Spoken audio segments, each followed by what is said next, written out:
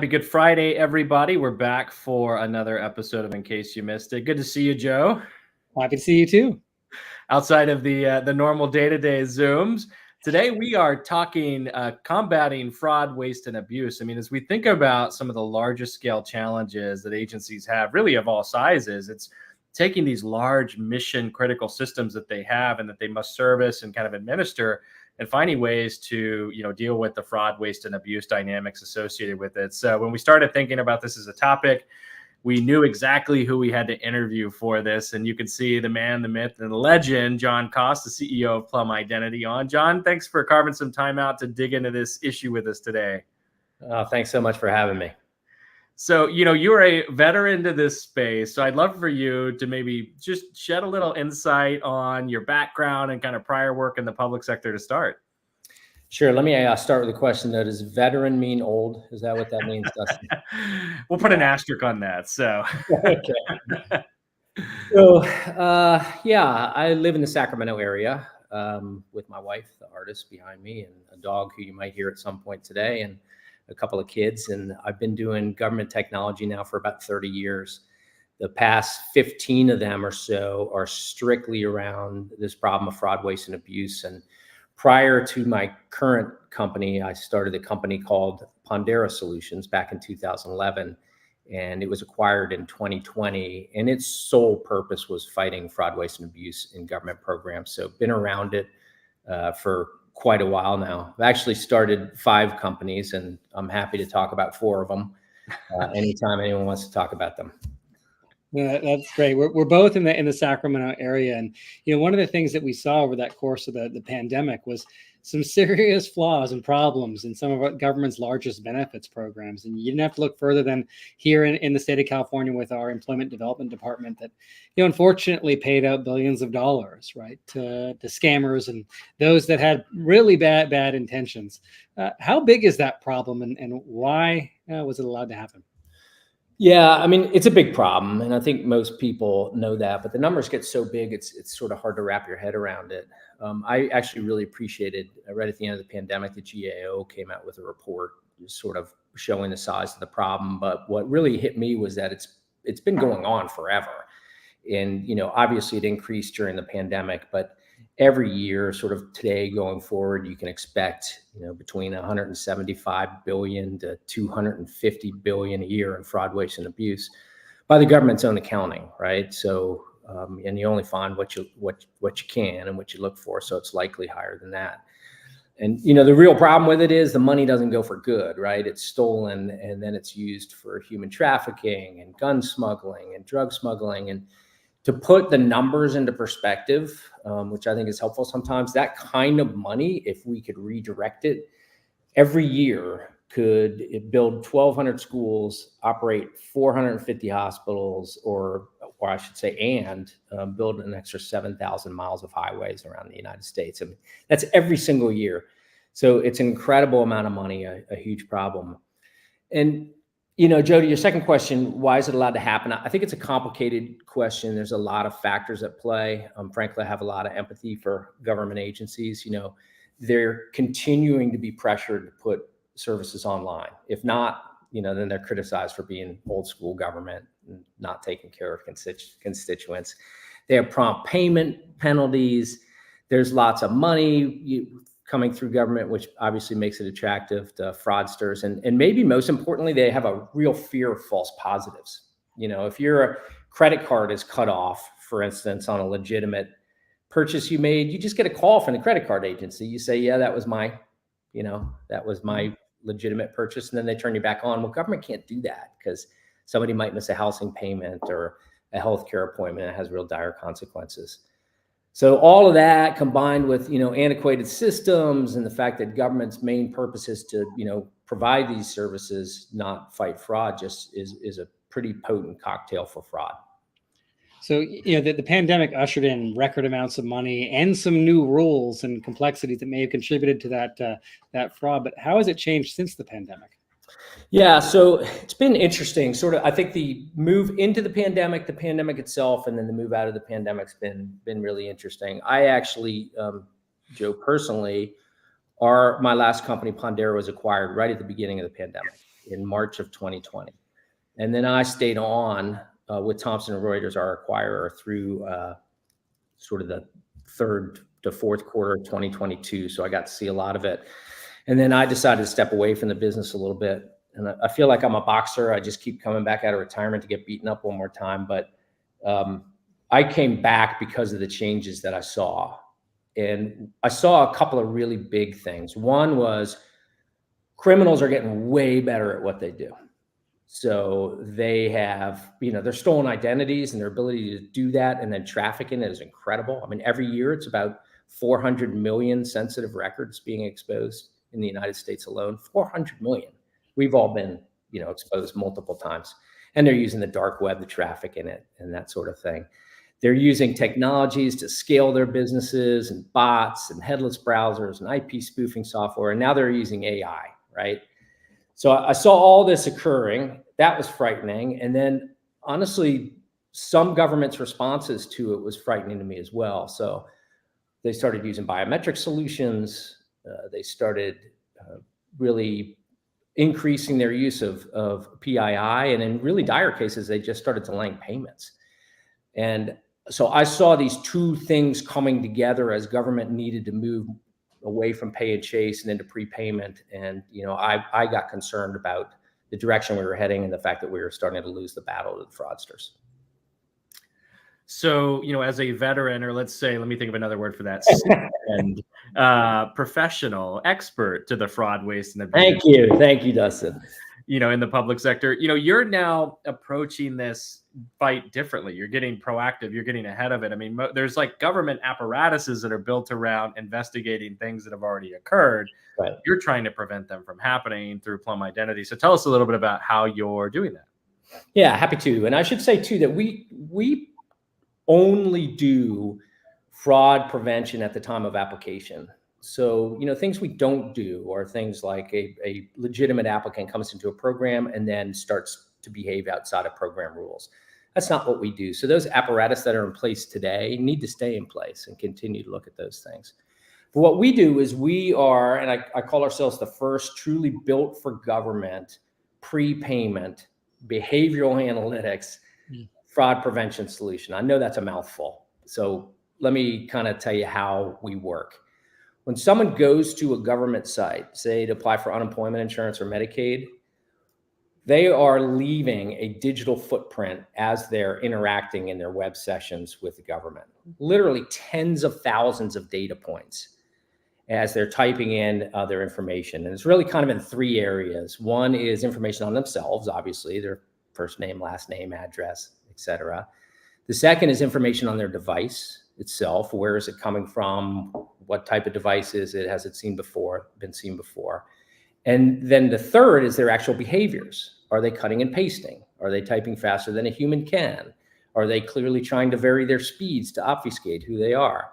Are they going backwards, forwards? Are they tabbing? Are they using a mouse? All of these data points, we call that a plum print, because it's bigger than just a thumbprint. It's really a 360-degree view of a person. What we do is we gather all that data at the time of application, and we run it through a series of models that look for things like synthetic IDs, stolen IDs, super synthetic IDs, bots, drop houses, mules, all of these fraud methods that are being used to defraud government programs. And we do that at the time of application and return a risk score to our customer. So very, very effective. Like I said, it doesn't cover sort of post-application fraud, but that large majority of actual dollars being lost to fraud are on that application side. And that's how we address it. That's great. I love the plum print. That's pretty cool. That move to combating fraud before it happens tends to make people think that that's going to require government to infringe on their privacy rights. Do you agree at all? Do you disagree? And do you think a balance can be maintained? Yeah, I mean, Joe, that's really the reason why I started Plum. I was concerned with some of the directions that I saw this fraud prevention going. I'm not the only one. To your point, we've seen a lot of bills in state legislatures that are starting to address privacy, especially when it comes to applying for government programs. But I do think that there is a balance that we can achieve. And that's really my goal. I mean, we built the company from the ground up with just two things in mind. One is to stop fraud at the time of application, and the second is to protect citizens' rights to privacy. And I think that's critically important. So I'll give you one really, I hope, illustrative example of how we do that. We're making great extent of hashing. So we're using that very much in what we do. So when someone enters their data, first name, last name, address, et cetera, it gets hashed before we see it, an irreversible hash. So we literally just see a random string of like 100 characters. So I don't know anything about you if you're applying for your program. I don't know your first name, your last name, where you live, the color of your hair, but I know if someone's pretending to be like you, and I can pass that information back to the government. And to show you how secure that hashing is, this is the estimate on what it would take. If you had 1 million computers that could do 1 trillion hashing algorithms a second, and you started to try to break our hash when Earth began 14 billion years ago, you'd just barely be scratching the surface of hacking this. So we're a very, very secure system, and we don't use that data for advertising or anything else. It's literally just to help prevent fraud and to protect citizens' rights to privacy. So I'm glad you asked. That's how I think we're going to achieve that balance. And I think it's important for all of us to keep that in mind, whether we're with government or whether we're dealing with government. Love that. So as you think about, AI, you mentioned it earlier, and, this space has continued to evolve, right? Just like the internet, when that first started coming out and agencies started modernizing systems, there was the good and the bad, right? They were able to put things online. They were more accessible to the public, but then that same infrastructure was used against them, right? To try to disrupt them, to try to, get them to, have some of these episodes. So as you think about AI in the context of this world today, where do you see that going? How do you think it's going to impact the fraud, waste, and abuse space? And, what would you kind of tell those agencies to pay attention to here? I was hoping you were going to tell me that. I remember when the internet came out, I remember they talked about the 3 S's: sports, stocks, and sex. And no one knew just how huge the internet was going to be. And I do feel like we're kind of like that space with AI right now. And I certainly can't do an amazing prediction of what 10 years from now holds, but there are a couple things that I do know. One is that fraudsters clearly are making extensive use out of it, and they're on the cutting edge of using AI to defraud government programs, banks, all types of systems where they can get money. So that includes, obviously fake audio files, fake video files, faking documents, more advanced ways to obscure devices. It's really pretty scary out there. The second sort of thing that I think I'm worried about with AI is that I guess it's two things. I'm worried about companies like me that force fit AI into a solution just so they can go to investors and say, look, I'm using AI to fight AI. And I don't believe that that is always necessary, although we have to stay aware of ways to use it constructively. But I really, really fear a world where, say, government uses AI in eligibility determinations. I don't like the thought of it. I think there's some serious implications to it. And I'm actually very heartened to see government holding really important conversations about this, because a lot of people seem to feel the same way I do. And companies like yours, I think, are bringing it to the forefront, this sort of law of unintended consequences. So I am really focused on how to stop AI from defrauding programs. That is my singular focus. And I'll do that any way that I can without violating citizens' rights to privacy. That's our goal. That's great. So for our audience of public sector practitioners, what are some things that they should be thinking about when it comes to combating fraud, waste, and abuse today? Yeah, well, the first thing I'd say is that anybody that comes into your organization and says that they can stop fraud, or that they're the only company that you need, you ought to just throw them out, because it's not true. And it's a very complicated issue. Fraudsters continually get better. We talk about whack-a-mole, right? Like you develop a way to stop fraud, and fraudsters don't all of a sudden get good and go, oh, I guess I can't defraud a program anymore. They think of new ways to defraud it. So we see that all the time. Like, now to get around like multi-factor authentication, we see things like session hijacking. And to get around, public records checks, we see a lot more trafficking and stolen identities and the use of bots to make sure applications are filled out properly and accurately. To get around sort of traditional device recognition, which I'm sure you guys have followed for years, we're seeing the use of headless browsers and agent string modifications and IP spoofing software. So it's gotten much more complicated. And I guess maybe it's a little self-serving to say, but while I think these sort of larger, more traditional companies in the fraud detection space play a part in, detecting and preventing fraud, I think it's important for people to look at smaller companies like us and others that have more nimble ways of addressing really specific solutions. Because I do think it takes a quilt. And when one, method of detecting fraud gets discovered and bypassed, hopefully you can rely on one of your other vendors. And then hopefully you pick the right vendors that are constantly improving and staying forward.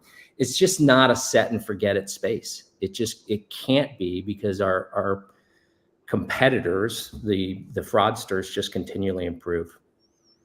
As you said, it's constantly evolving, so you have to Crazy. stay on your toes. So, the easiest question for you today is, where can our audience go to learn more about Plum Identity and the work that you're doing in the public sector? Yeah, so thanks for asking, obviously, but our website really does have some pretty good information, plumidentity.com, which I think will do a pretty good job describing what we do and how we do it and why we do it. We're also fairly active on LinkedIn, and we try to post new fraud methods that are coming forward, maybe some misuse of some of the traditional ways, that might be violating privacy standards, and sort of help keep our followers on track. And then I'll do my final little self-plug here is if you're interested in learning a little bit more about my history in this space, I'll be coming out with a business memoir here in the next month or two. It's called A 10-Year Overnight Success, the inspiring story of a business you've never heard of. So I think it sort of dives into not just what it takes to start a business in this space, but also history of fraud, waste, and abuse in government programs, fighting it, sort of some of the challenges government faces and that sorts of things. I hope you too will buy it, by the way. Please, come on. We will. We're looking forward to it. Maybe I have to have you come back on to do some promotion there. That'd be great. But Jon, we thank you so much for taking a little bit of time out of your day to join Justin and I on In Case You Missed It. Thank you. Really appreciate it, and appreciate the work you guys do. Thanks. Have a wonderful weekend, everyone.